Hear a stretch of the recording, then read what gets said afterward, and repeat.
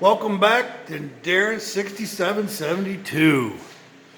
I got that engine in just like I told you I would. It wasn't too much trouble, but I did get it in there. The only trouble I've been having this week is with my new tripod. So what I did is I bent it because it's junk. But now at least you can kind of get me in the picture a little bit. Now today I promised you I'd go through the motor, explain it to you a little bit. I'm going to do that. Can you see me? Let me check, see if you can see me. I don't know if you can see me. I think you can see me. Let me tilt it up a little bit just to make sure. Right there. I rebuilt this engine last winter. I'm going to go through this quick for you engine head, gear head guys. You're going to love it, but I'm not going to give you all the details. The rest of you will just be bored with it. So I'll go through it real quick. Original block. Not numbers matching to this truck, but it is the same engine block that was in the truck, in heads. They're not camelback, double bumper, whatever those are, stock. Was turtle bottom, stock crank. Can you believe it? The bore, stock. It's amazing to me. It's been 50 years, 51, 52 for a lot of these trucks. And through all those years, people have taken these motors and they've rebuilt them and put them in everything. They bored them out, did all kinds of things because they think they need it every time. To have a fresh, clean block that hasn't ever been bored is super rare these days. They haven't made these since, I don't remember. I think, to tell you the truth, I think it was 20 years just passed. We're in January now, it's 20 years since they've made these. So in that time, and older, but since they stopped making them, they've been all bored out. Now I did GM specs, and they'll give you, don't quote me, I don't have the book in front of me, but they'll give you 20 to 40 thousands in these for spec.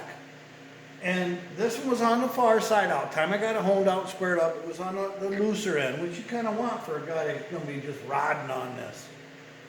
But outside, I don't remember again, but they're as big as they can be and still be in spec. Now I did put file to fit rings in them, so it has good compression. I've got enough room for heat, everything's good there, but I just wanted them to be a good snug fit on the rings. So standard bore crank, standard bearings in this, standard pistons in this, everything is stock. Trying to get as much horsepower as I can out of stock motor. I want it to look air correct with the souped up stuff they did in the 70s, so that's what I went for. Moving on up, the cam, 495, 502 lift on this cam. Now through my research, it puts this 350 at 402 horse. Whatever. I'm going to say it's 350, that's my guess. I don't have fancy heads on or anything, but that's the cam it's in. It's a roller cam, so it has a roller lifters in it. You ain't got to put zinc in it every time you change the oil. I told everybody I want to make this a daily driver. Whoever owns it can just have regular oil changes, regular oil, nothing to worry about. You ain't got to carry a can of zinc around with you all the time. Got that out of the way.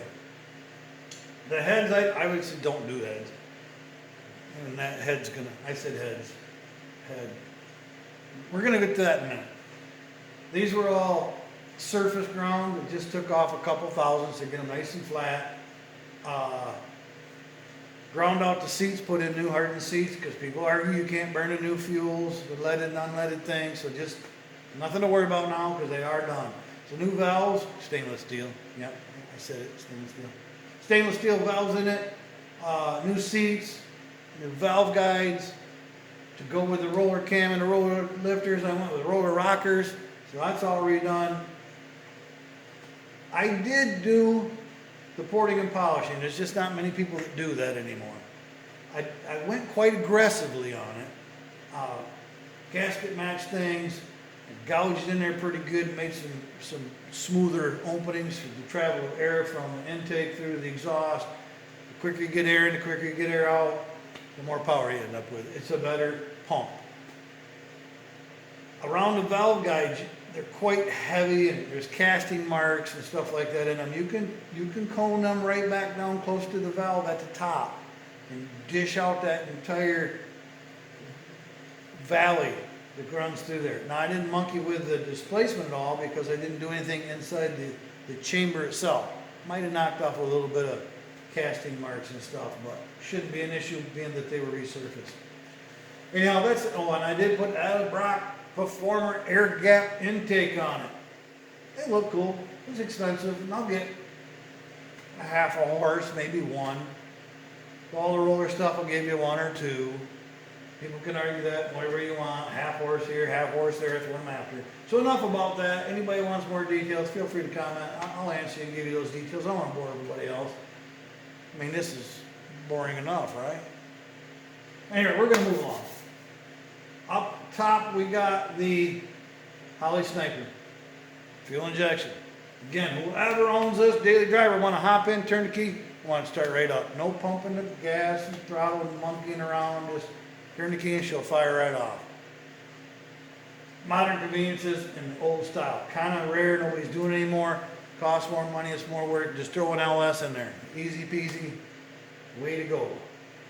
So anyway, first issue I ran into, putting it in. It went right in. Matter of fact, on Gentry Solar, he was over visiting. He did a quick video while I was working on it, and engine and transmission went right together. I wish I had it on my video. But if you want to see it, hop over to Gentry Solar. It's, I think, his latest video. It's short. If you're interested in seeing it go together on the engine crane, you can check it out there. So the first issue I ran into was this header. Might as well take you there and show you. This header doesn't fit. Yeah, I know. We're back to that. Doesn't fit. I bought it to fit. Should fit. Why doesn't it fit? Well, people, when you do this kind of stuff, you're going to have to do this kind of stuff. Things just don't fit. So I don't know how well you can see, but the headers would be level across the top, would go level across the motor. And if you keep tilting down here near the bottom of the screen, you'll see it kind of tilts a little bit forward. Might work in some applications, but in this one, I don't know if I can get you down in there. There's too much stuff down there. It actually hits the cross member right here. You can't even get it in.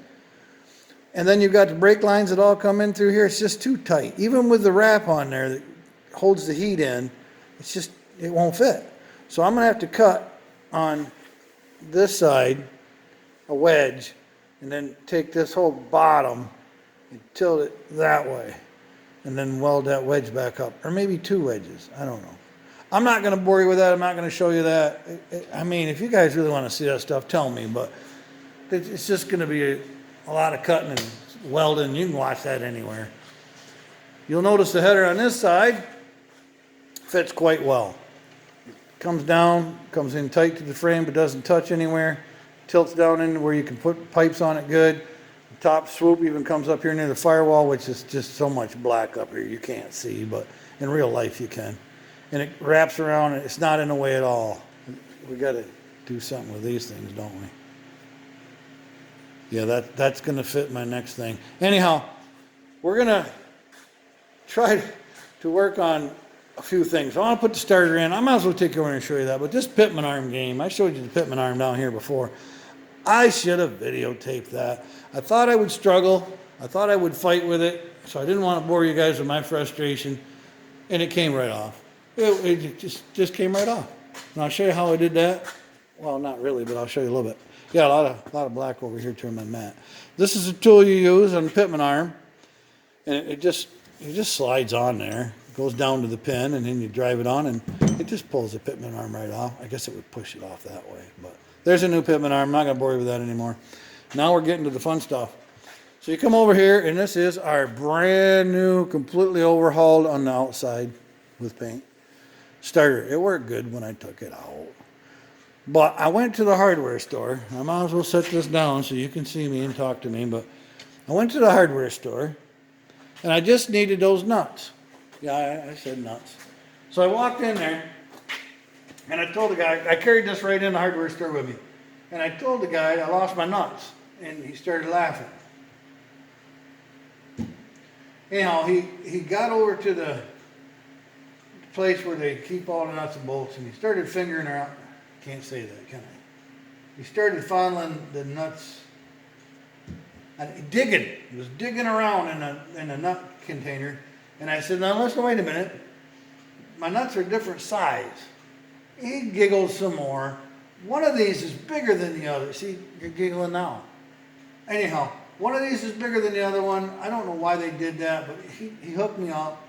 He got me a couple of new nuts and everything was good. So I asked him how much these nuts cost. And he said 41 cents. And I felt kind of bad going to a hardware store and having this guy monkey around and finger through everything. And spend his time with me for 41 cents. I mean, it's a local hardware store. He's a good guy. So I told him, I said, you know what else I need? I need some cock. And he started laughing again, giggling like a schoolgirl. I get to the counter and he says, oh, you needed just cock and 2 nuts? And I said, that's all I needed. All right, we're past that now. We can put that starter in. So I got to my dipstick.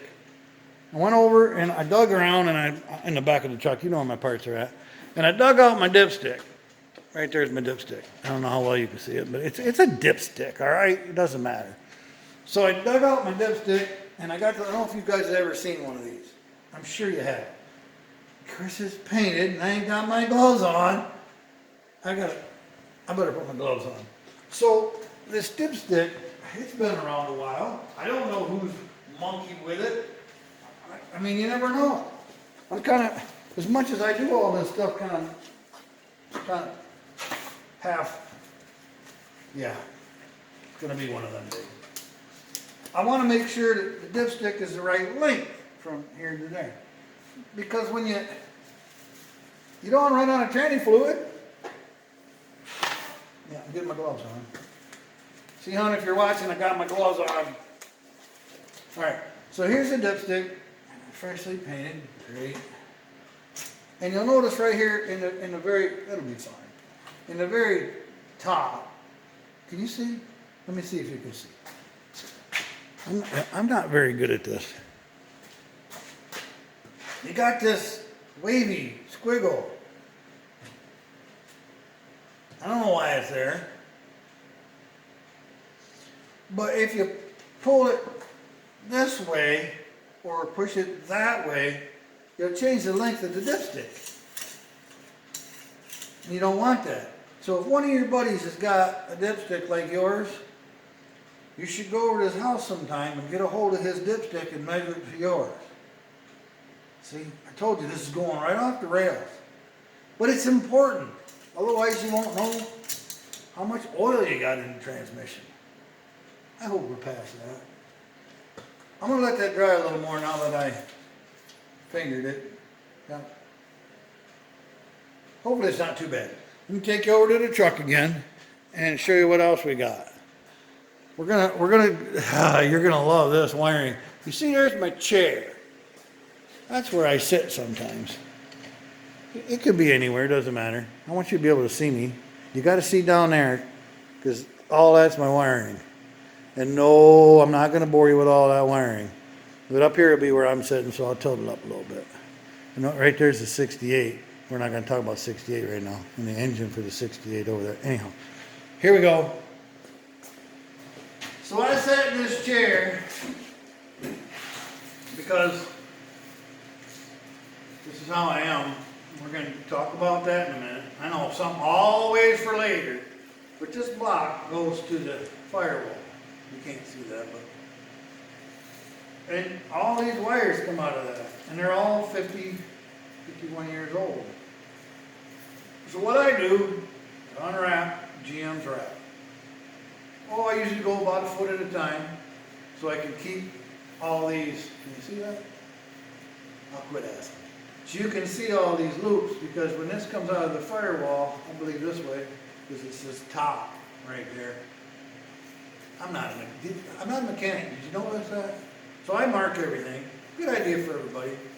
I don't know that it would go in wrong anyway, but why chance it? You know how dumb they do stuff. This loop goes up through a little P-clamp. Yeah, it's a P-clamp. So you keep the shape the same. I've unwrapped this entire wire. You can see how much fun that would be. Fighting that thing the whole time. Inch by inch, foot by foot, all the way through every one of these. GM put connectors in there. Some are fused, some are not. This one is not. I don't know why, but I leave stuff alone. And there's a solder joint amongst all this part. It's a great place to put a soldering iron. But anyhow, make sure it's all right. I go in there and I check to make sure it was soldered still, it hadn't got hot, burnt wires. That's a tedious job, folks. So as boring as it was to tell you about it, it was even worse to do it. I should tell you, because it's fun to share your mistakes. I make plenty of those. This was all wired for a passenger side alternator, but we're putting wire on our vintage air. I haven't ordered it, I will this week, because that's going to come up quicker than you think. So I'm going to move my alternator to the driver's side. Well, this is the crossover on the radiator core support, and it'll have a cover on it. I got a brand new one, just like GM did. And all this, I guess I got it wrong for you, or right for you and wrong for me. Doesn't matter. All this is tagged, you can't read them, but you know, the main positive, which is black. And I got my alternator wire, this is what I put right here. Alternator wire, exciter wire, and ground. This would all be on the passenger side. So I've got to unwrap for these, it's like braiding hair. Unwrap all these across, which would be the core support to the, yeah, that's backwards for me, to the driver's side. And that'll all stay on the driver's side, and I'll rewrap this for the passenger side. It's not that big of a deal, though. It'll take me more than an hour. That's how things go. I've mentioned the 68 about enough. I want to show you the update on the 68. So, this is Tom's truck, remember? We're calling him Tom. I got it up on his side if you didn't notice. I could have turned the camera, but that would just be silly. So the trouble we're running into for him, we're ready to go. Somebody has cut the frame down for him. Did him a big favor. He's like, great, it's RD short box. It's what I wanted anyway, was a short box. Well, let me show you something. They did a nice job on the outside, but when it came time to the inside, no, not so much. Dare I monkey with this great tripod? It's junk. Did I tell you it's junk? All right in there. I don't know if you can see it still. No, I probably got to move this junk some more. I'm going to get my wood one back. Even after I bend it, this thing's a pain. Right in there. You see that? That crack right there? I think you can see that.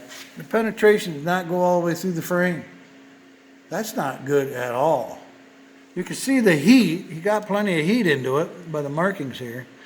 And he got some penetration over here by my light. It went all the way through. Not impressed with it.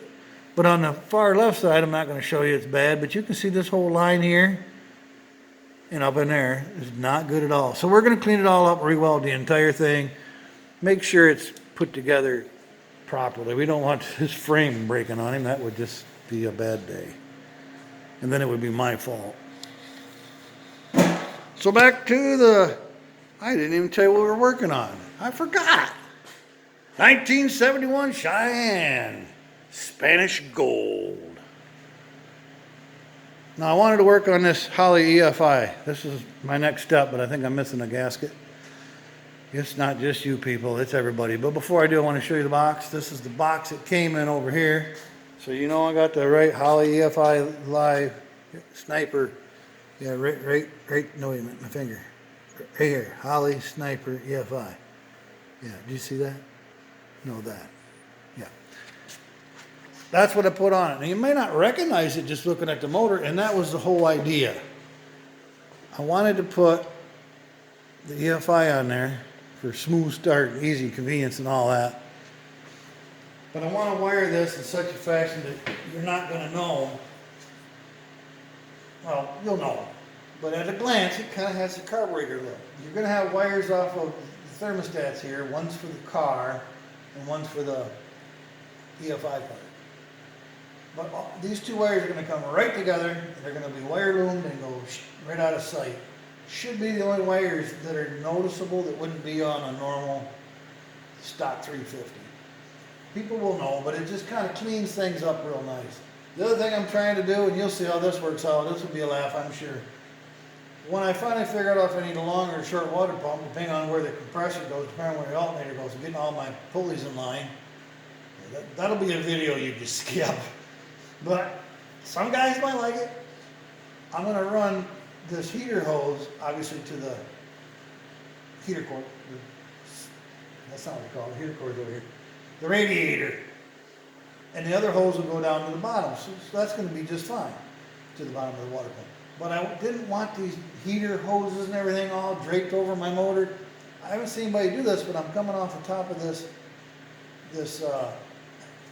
intake, and I'm gonna sneak it right straight back, so you won't see it. Now the return, I might have to come in on this side. I wanna sneak it in where you don't notice it.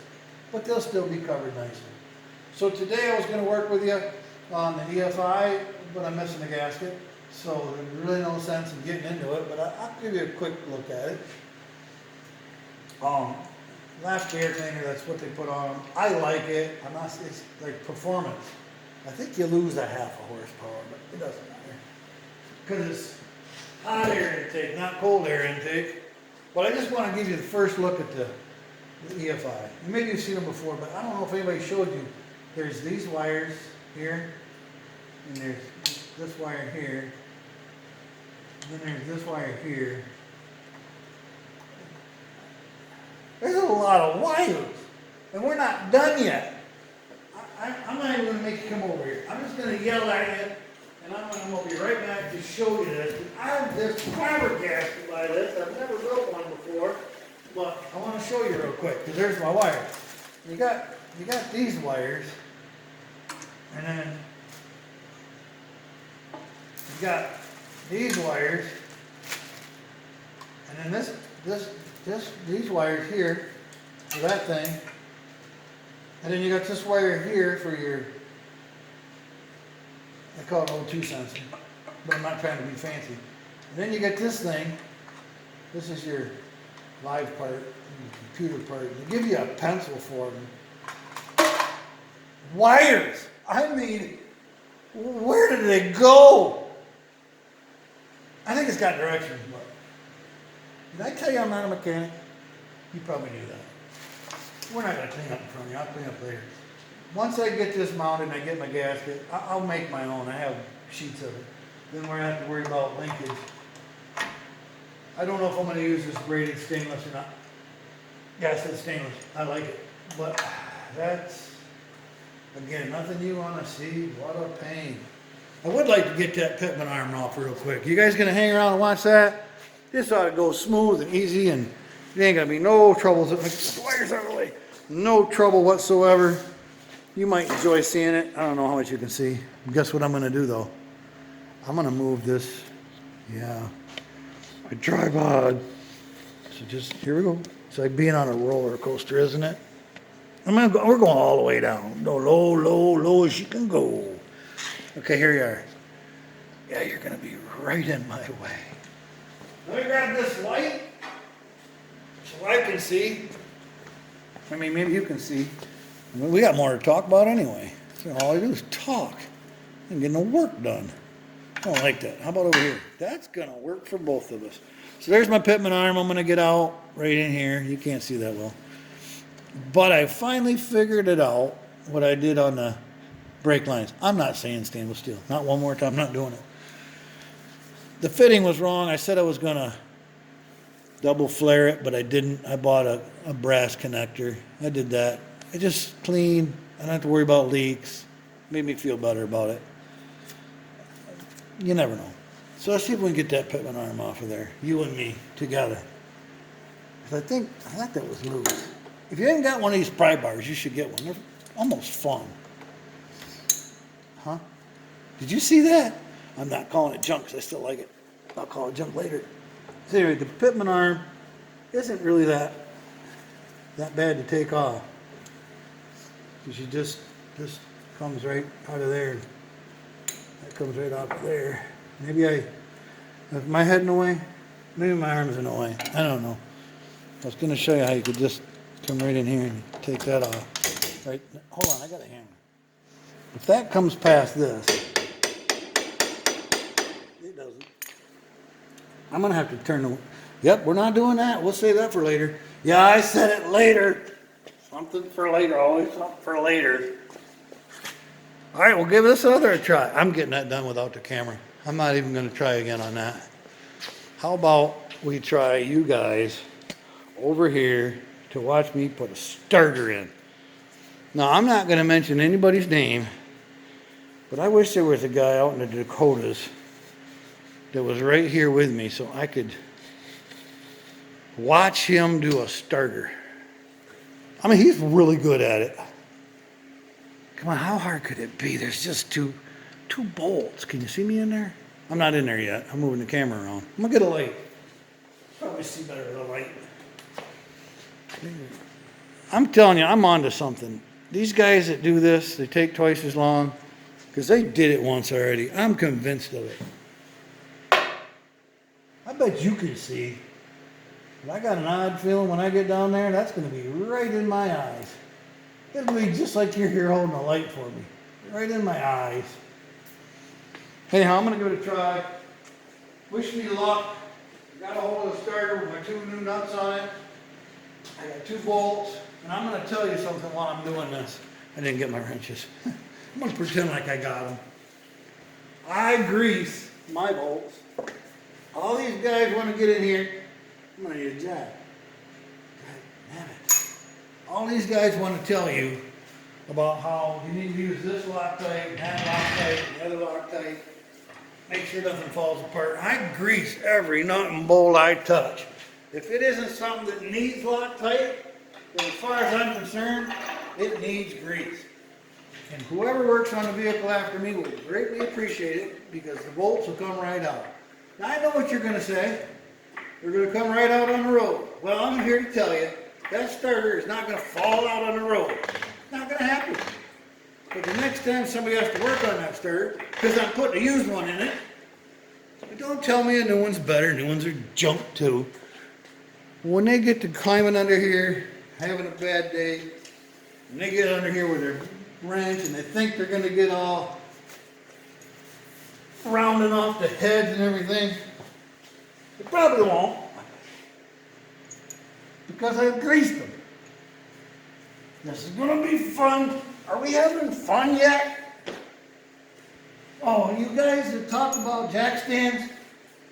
Yeah, I don't have my jack stands. Because I don't care. I'm this old, and if I die under this truck today, you'll never see it anyway, because I won't upload the video tonight. And there's no place I can think of I'd rather be. Look at that. It's going to go. I think I got it. First time. Now, some people talk about shims, too. There's something about shims. Man, that thing is heavy. You know, I must have been about 10 years younger when I did my last lathe. Maybe 20. I don't remember being that heavy. Good gracious. I guess if I quit monkeying around with it, it wouldn't be so bad. Did I tell you that light's in my eye? Just one. Oh, I thought I had it. Just one, not both of them. I get it. I got it. I got it. Can you believe I got it? Are you guys watching? Can you even see me? I didn't have it. I must have had one trip. That's nothing. Don't pay no attention to that. You've got to be kidding me. You know, if I turned that camera off, I wouldn't have any trouble with this at all. Well, I had it with that camera. You know, I can tell you, I know the camera's running. Now, it turns off sometimes. I don't know why. I'm sweating again. I know the camera's running because if it wasn't, don't worry about that. That's nothing. My arms are on fire. I'm not going to quit. My glasses are fogging. I can't see. All right. I dropped that bolt twice, and there's no dirt on them threads, especially because I bragged up my grease.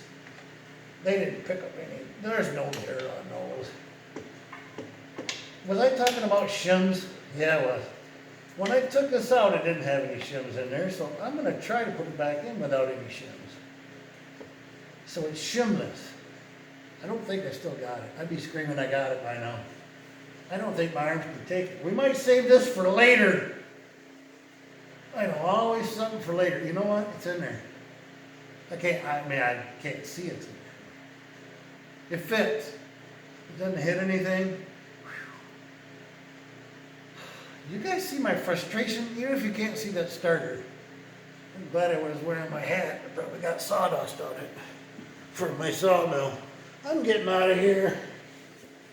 They wiped the sweat off my forehead. I said head, forehead. Yep, I did.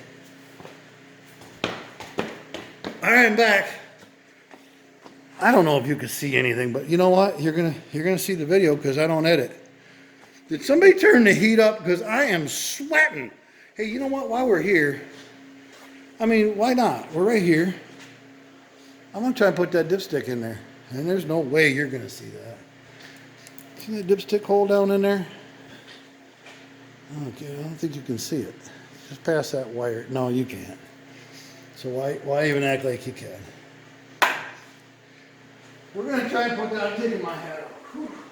We're going to try and get that dipstick in there before the time's up.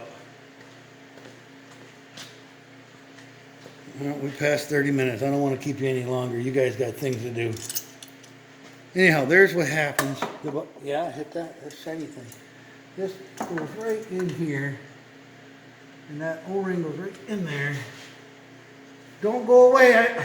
I think I got something. I know you probably can't see, but my shoulder or something. It's okay, I can't see either. But if I get that bolt in there, I'm going to feel like I actually did something on video. One time. Because Lord knows I've tried. Every time I try, I get close. I mean, the starter's in. It ain't bolted in, but it's in. Come on, this would be so nice just to do. Look, I got it. Now, I didn't put a wrench on it. Don't worry, I'll come back and tighten it up. But I put a dipstick in on camera. That one right there. And I'll always remember that one, that I did that. All right, we're going to wind this up, but you got to see one more thing. This is part of the show where I ask you, what is it? Right over here on the floor. What is it? Now, these are getting a little tougher, aren't they? I'm serious. I want to know if you guys know what this is. I'm not going to monkey around with this doggone thing again. What is this thing? I got two of them. I don't know if you need to work the two together or not, but